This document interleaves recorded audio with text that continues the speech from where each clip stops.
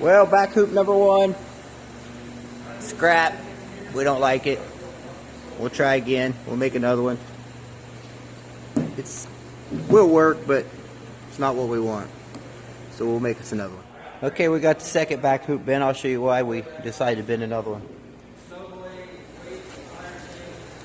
We wanted this roll cage to be over more headroom for the driver, and also about an inch taller than what we ended up being.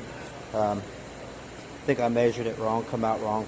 Plus our right side, if you can tell, was not true 90 up and down. That's a little bit off, but so we got our roll cage at 42 inches tall right now. So we'll get that laid in the car, tacked up, and then we'll show you a picture of that.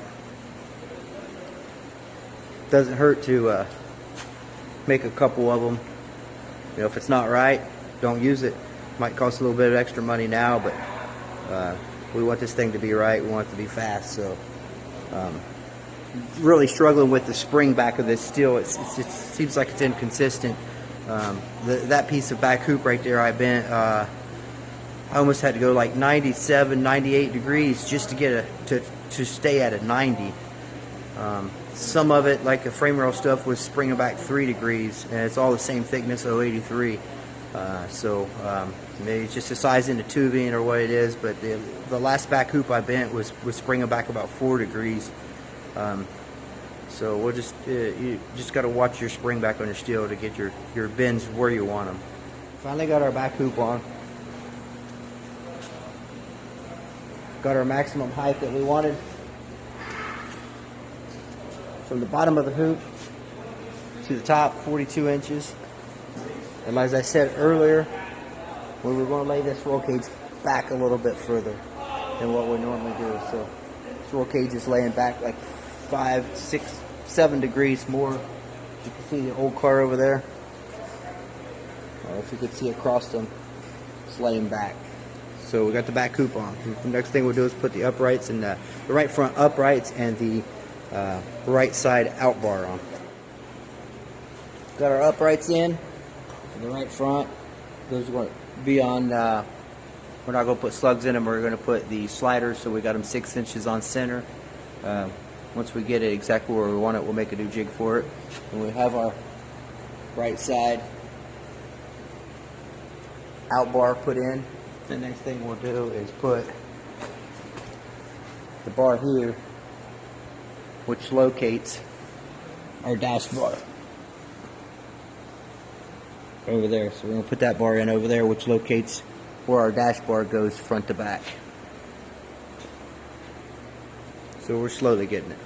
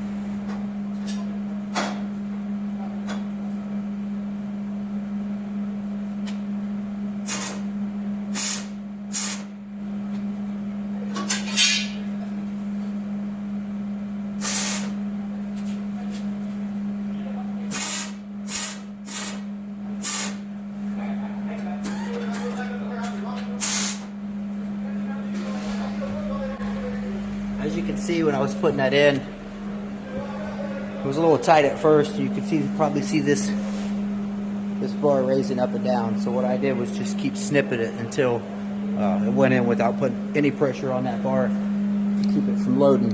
If I would have loaded that bar when I welded it, it would have made it wavy. because it would have had pressure on it. So that's why we just take our time and put it in right.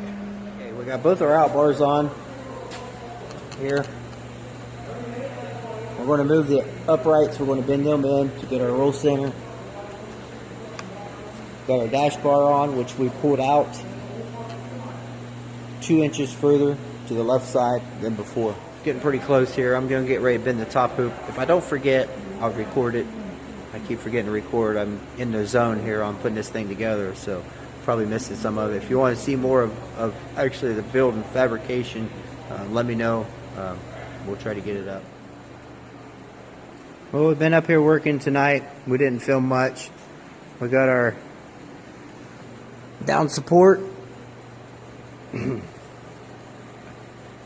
goes up to our top hoop. We did do a couple different top hoops on this car. As you can see here, trying to give the driver plenty of headroom in these new cars. We had a hoop that was a lot narrower, a couple inches. We made a second hoop and widened the top hoop out, make the hoop a lot bigger. We want to try to keep some flex in this car. Seems like more flex you have in your race car, the more you're not chasing your setup all night. It seems like the race car adjusts to the racetrack a little bit more. We got our rear shock bars in. At least our front shocks. We don't have our left rear behind in yet. Just kind of give you an overview of where we're at since I didn't get to record a lot. We got our down bars in. See here, I put a lot of bends in this stuff, and a lot of that's due to trying to make the chassis flex a little bit.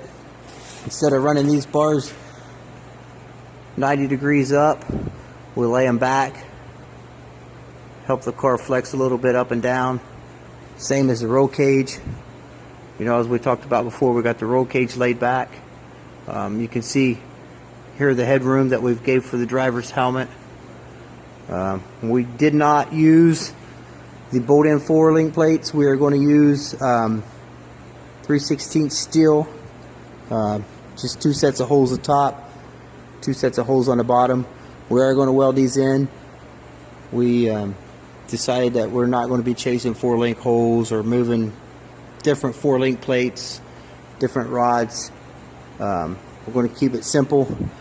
The top rods will be in the front hole, bottom rods will be in the front hole. If we want more side bite, we will use the shorter right rear bottom rod. So it's coming together. I'll shoot some more video this weekend. We're going to put the 2+2X in the back, so I'll shoot some video putting that in, and we'll get our front motor mounts in. Mid plate's kind of in there. We just got to put the tabs on. We still got to do our front strut tube. We are going to probably do something a little bit different there. We'll go over that when we get to that point too. We're going to try some new stuff on this car. Kind of an experimental car, so we'll follow it and see how it does.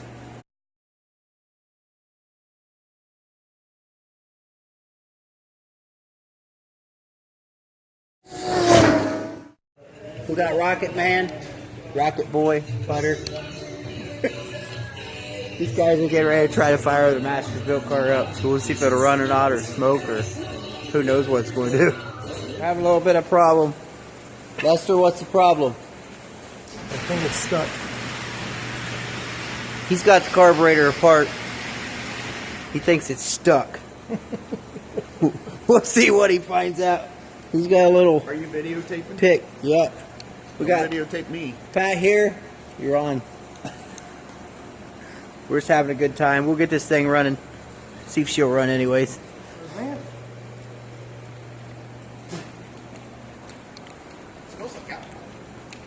Maybe it is.